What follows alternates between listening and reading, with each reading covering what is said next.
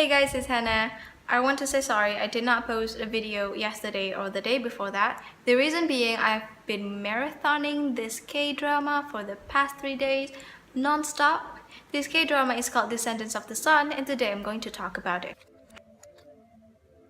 If you have not watched this K-drama yet, I suggest watching it, and I don't know for sure if you can watch the rest of the video. I'm not going to tell you details on what's going to happen, but I am expressing my thoughts and feelings as somebody who has watched the whole thing, so there might be mild spoilers.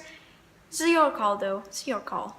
So my friends recently, especially the girls, have been raving about it. They talk about it at school. There is always somebody posting a photo of the character.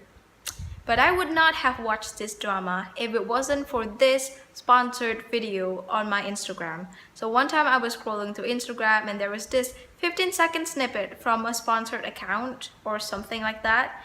And I watched it, and from that 15 seconds, I could tell that the general idea of this K-drama was interesting because it was a relationship between a soldier and a doctor, and the relationship is not just complicated but also feisty and funny, and that was right up my alley, so I thought I'm gonna watch that. I watched a couple of videos and thought it is more than just this relationship, and it's true. It doesn't only talk about the relationship between these two characters, but also there are secondary characters, and the plot touches a lot of subjects, and there are different conflicts with different intensities, and I really like that. What I'm talking about is we have physical conflict. The soldiers do what they do as soldiers, and the doctors do what they do with the patients, and those are like the physical conflict. But also there are some personal and internal conflicts of these two different people. For example, the doctors, they have to make decisions in a hard time, and they have to give up their comfort to put people before themselves. And for the soldiers, they also have internal conflicts because they have so many complex friendship with people that are supposed to be their opponents and people who are supposed to be their friends, and they have to sacrifice a lot of decent things because they're too busy dealing with the heavy stuff and secret stuff. Those topics or those conflicts are dealt intensely through scenes that made you and I both cry. I know that you cried, I cried too. But I also like how there are other conflicts and other matter in the story that are not as intense as the others. I mean, they talk a lot about nepotism and sexism and modern love, but in a way that's funny and also lighthearted, that you could tell the topics were there, but it doesn't really make you think of it negatively or react to it strongly. I didn't really like the way the characters met for the first time in that hospital. However, I was grateful that they met in Korea and they had a backstory of them trying to get together but broke up before meeting again in Earth, because it was a good backstory to have. Also, Big Boss, the male character of this drama, what he does sometimes I don't understand, but I don't think I have to necessarily understand what he does in order to enjoy the whole story, so I don't mind. People also warned me before I watched this that there are going to be so many scenes that will bring me feels and tears, especially because of this male character.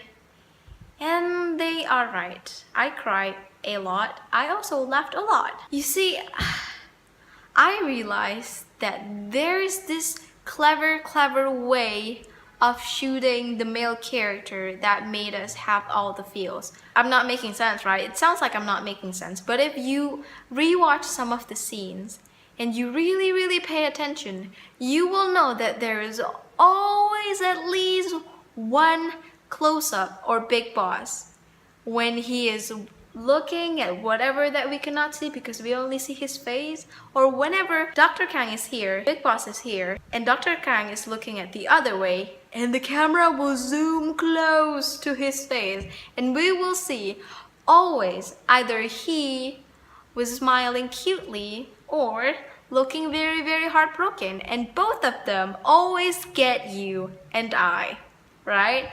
Every time. Those close-ups, those cute expressions, or those heartbroken expressions.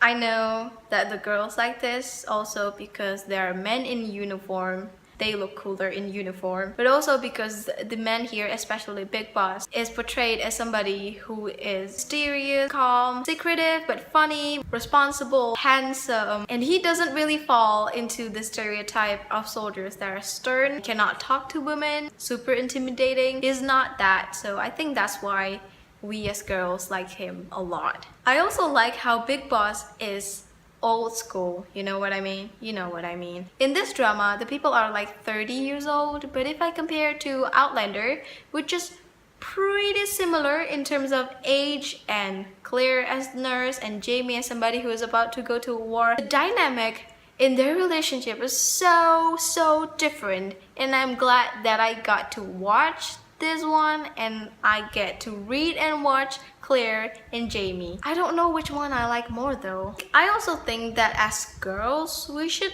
draw back from this mad obsession with Big Boss and try to set our focus to Dr. Kang, aka Beauty.